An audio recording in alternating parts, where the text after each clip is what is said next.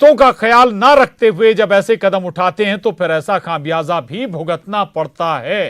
हालांकि इसमें कुछ जो बायर्स थे जिन्होंने लगभग फ्लैट बुक किए हुए थे उनमें बहुत का सेटलमेंट भी हो गया, बहुतों को पैसा भी वापस हो गया सुप्रीम कोर्ट के आदेश के मुताबिक। लेकिन अभी भी बताया जाता है कि कुछ ऐसे बायर्स थे जो जिनका सेटलमेंट नहीं हो पाया था, यानी कि जिन्होंने फ्लैट खरीदे थे लेकिन उन्हें अभी तक ना तो पैसे मिले और ना ही दूसरी जगह पर उन्हें कोई दूसरा फ्लैट अलॉट किया गया।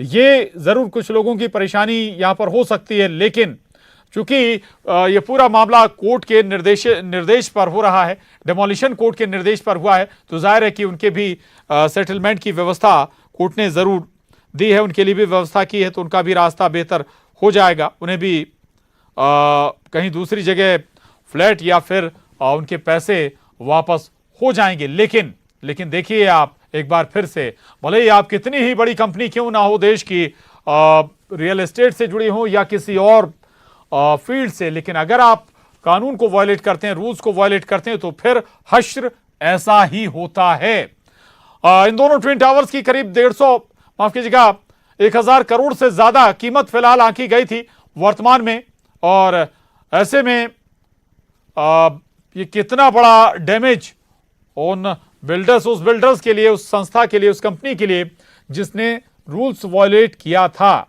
ये एग्जाम्पल है, उदाहरण सेट कर रहा है ये आज का डेमोलिशन। हालांकि बहुत चिंता थी लोगों को, बहुत कि कहीं ऐसा ना हो कि आसपास की सोसाइटी को बहुत ज्यादा नुकसान ना हो जाए। हालांकि इसका आकलन जरूर होगा कि सोसाइटी को नुकसान हुआ क्या, चूंकि वाइब्रेशन भी पैदा हुआ होगा आसपास के काफी इलाके में इस डेमोलिशन से। तो क्या जो आसपास की जो मल्टी स्टोरीज बिल्डिंग खड़ी हैं, सोसाइटी खड़ी हैं, उन इमारत को भी कोई इससे नुकसान हुआ है क्या, इसका आकलन जरूर होगा। लेकिन शुरुआती तौर पर यह नजर नहीं आ रहा कि ऐसा कोई नुकसान संभवतः हुआ हो, क्योंकि जो धूल का गुबार है वो जरूर, उस धुएं के गुबार ने जरूर इस पूरी सोसाइटी को अपने आगोश में ले लिया था, और इसी के मद्देनजर एहतियातन इस पूरी सोसाइटी को खाली भी करा दिया गया था। कुछ लोग अपने दोस्तों रिश्तेदारों के यहाँ शिफ्ट हो गए थे, तो कुछ आसपास की जो नई मल्टियां थी उनमें लोगों को शिफ्ट कराया गया था ताकि इस दौरान किसी भी तरह के हादसे से बचा जा सके।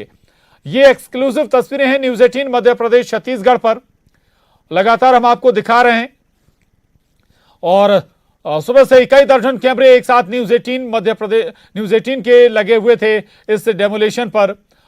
एक एक तस्वीर, एक एक एंगल से तस्वीर हम आपको दिखा रहे थे। ये देखिए आप, पानी का छिड़काव भी किया जा रहा है हवा के साथ, ताकि जो धुएं में धूल का गुबार मिल गया उसे शांत किया जा सके, एयर पॉल्यूशन को कम किया जा सके। ये कोशिश इस वक्त इन मशीनों के माध्यम से हो रही है। दर्जनों मशीनें भी लगाई गई हैं ये, ताकि जल्द से जल्द जो धुआं या धूल का जो गुबार है उसे वहीं पर शांत किया जा सके। गगनचुंबी इमारतें थीं, 32 मंजिला ऊंचे ये टावर, एक 30 मंजिला तो दूसरा 32 मंजिला ऊंचा टावर था जो अब धराशायी हो गए। एक में स्टूडियो अपार्टमेंट्स थे तो दूसरे में भारी संख्या में फ्लैट्स बनाए गए थे, और ये कई सैकड़ों में की संख्या में फ्लैट्स थे इन दोनों इमारतों में, जो अब इतिहास की बात हो गई। ये दोनों टावर इतिहास की बात हो चुके हैं।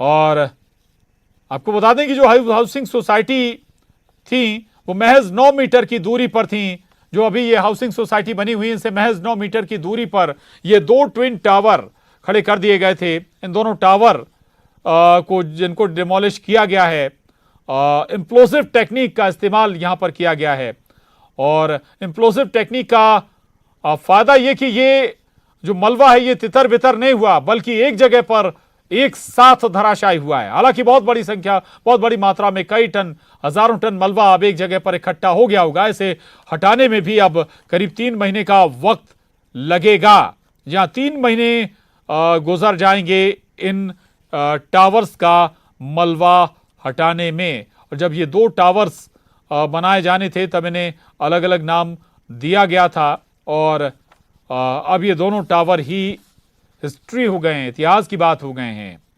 और ये उदाहरण जरूर सेट कर दिया है। मुझे लगता नहीं कोई जरूरत पड़ेगी। और इस ब्लास्ट के बाद अब देखिए धीरे धीरे तैयारियों को यहाँ से निकाला जा रहा है। जो एम्बुलेंस है वो यहाँ पर जो लाई गई थी वो फिलहाल यहाँ से हटाई जा रही है, क्योंकि इस तरह की के जब बड़े ऑपरेशन होते हैं तो उसकी जो बड़ी तैयारियां होती हैं, अब धीरे धीरे उन सबको जो है वो डाइल्यूट किया जा रहा है। और ये एम्बुलेंस जो है वो फिलहाल यहाँ से रवाना की जा रही है, क्योंकि प्रिकॉशनरी यहाँ पर लाई गई थी। खाली है बिल्कुल, किसी की जरूरत नहीं पड़ी। देखिए अटेंडेंस इसमें बैठे हैं। खाली एम्बुलेंस, खाली एम्बुलेंस है, खाली एम्बुलेंस बिल्कुल। तो इसकी जरूरत पड़ी नहीं, इसकी जरूरत पड़ी नहीं, और जरूरत हमें मास्क की भी नहीं पड़ी। इतना फाइन ब्लास्ट, मैं आपको बताऊं, टेक्निकल टीम ने जिस तरीके से इसको प्लान किया बिल्कुल उसी अंदाज में डिमोलिशन हुआ। और एक ब्लास्टर के नजरिए से अगर आप बात करेंगे तो इसको एक आइडियल ऑपरेशन की कैटेगरी में डाला जाएगा। ना बहुत तेज आपने धमाके की आवाज सुनी, लगा हो जैसे बारूद फटा हो, ना धूल और धुएं का गुबार उस तरीके से उठा जिसके लिए आकलन किया जा रहा था कि कई किलोमीटर प्रदूषण फैल सकता है, हवा करप्ट हो जाएगी। जितना धुआं कंक्रीट का गुबार आपको देखना था वो वहीं होकर के उन फाइबर शीट्स पर इकट्ठा हो गया।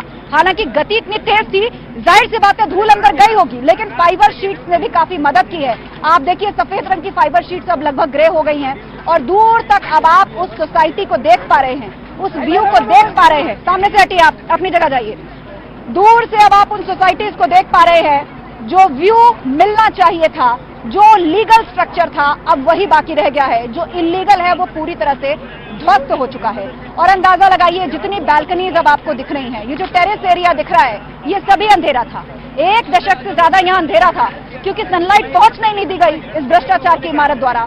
बारिश होती थी, लोगों को पता नहीं, मौसम क्या है लोगों को पता नहीं, बच्चे खेले कहाँ लोगों को पता नहीं, साफ हवा कहाँ से मिलेगी लोगों को मालूम नहीं, क्योंकि बिल्डर ने